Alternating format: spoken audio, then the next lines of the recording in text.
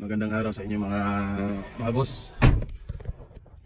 I-share ko ngayon sa inyo itong experience ko sa aking mayroon akong Honda Fit 2008 model.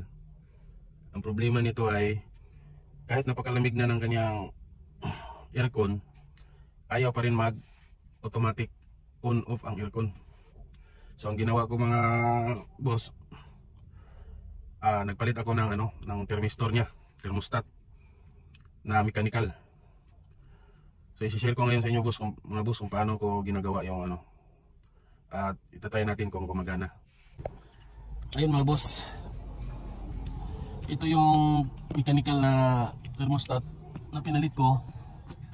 Ang copper na niya, itong tanso niya, itutusok doon sa sa box, sa ilalim ng sa box ng evaporator. Ayan. Yan ang ginawa ko mga boss. Ayan, nakatusok doon. Nakatusok siya doon sa loob ng box ng evaporator mga boss. Tapos itong stock niya, ito yung electronic na thermostat niya. Ito. Binalatan ko. Din yung isang linya pinutol ko. Saka ko ngayon dinugtong yung magka partner na ito mga boss, kung makikita yan. Ang isa nito doon sa isang kaputol, tapos ito naman doon din sa kabila sa isang kaputol din. Ayan mga lods, yun lang mga lods, napakadali lang.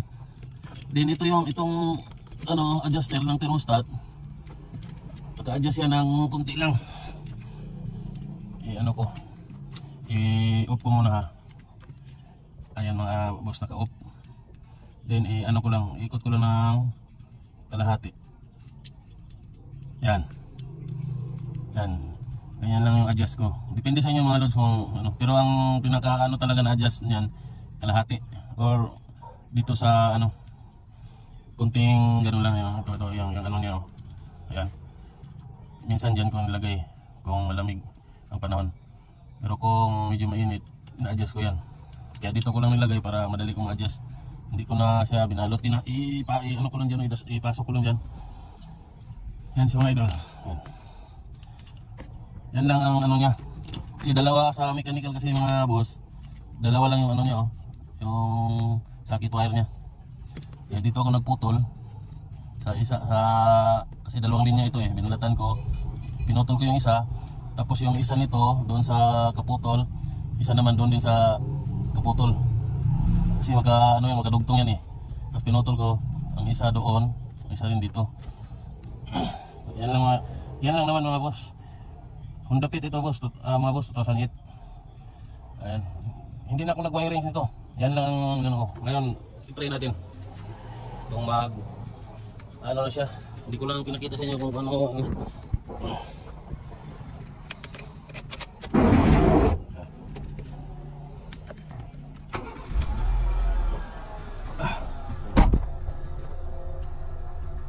Iwan natin ang aircon mga boss. Kaya nagawa na.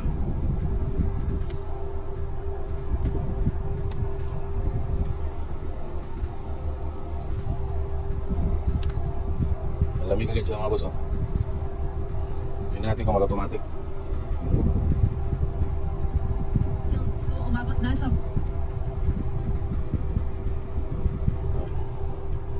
malamig naman ng ayan mga boss. Automatic na siya. Automatic siya mga boss. Mabilis siya lang mag-automatic mga boss.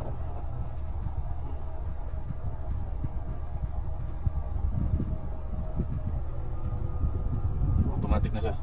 Ayan, naman hindi siya naman yung on niya. Tingnan niyo. Diba? Dati nung hindi ko pa yan mga boss nung hindi ko pa nilagyan ng mechanical na thermistor, talagang tapos tinignan ko doon sa may makina, yung tubo niya, yung linya. Minsan nag-ice, nag-yelo.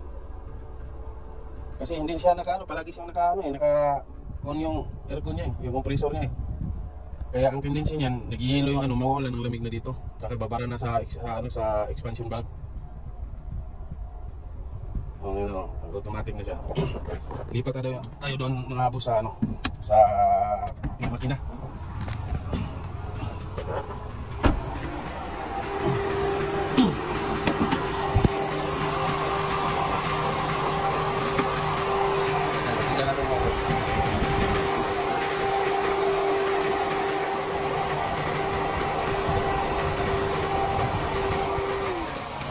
Automatic na siya mga boss, oh. Tapos hindi na nag-aayos yung ano nyo. Sobrang lamig, oh. Kapangis yung ano sa lamig, yung linya niya, yung tubo.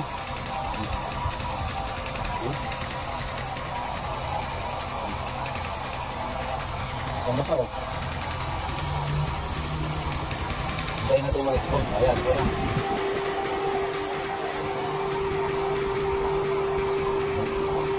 Pakinggan yung mga boss kung nag-on.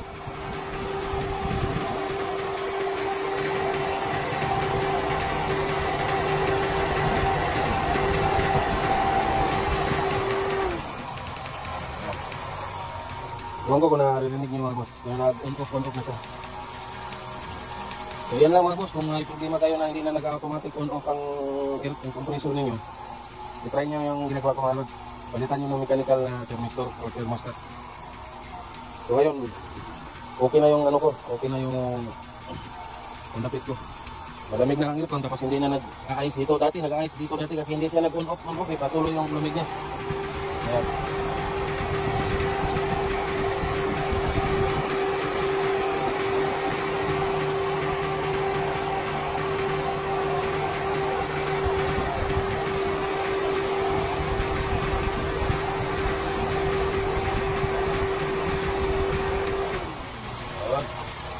Okay mga boss, sana may natutunan kayo. God bless sa ating lahat. Ingat.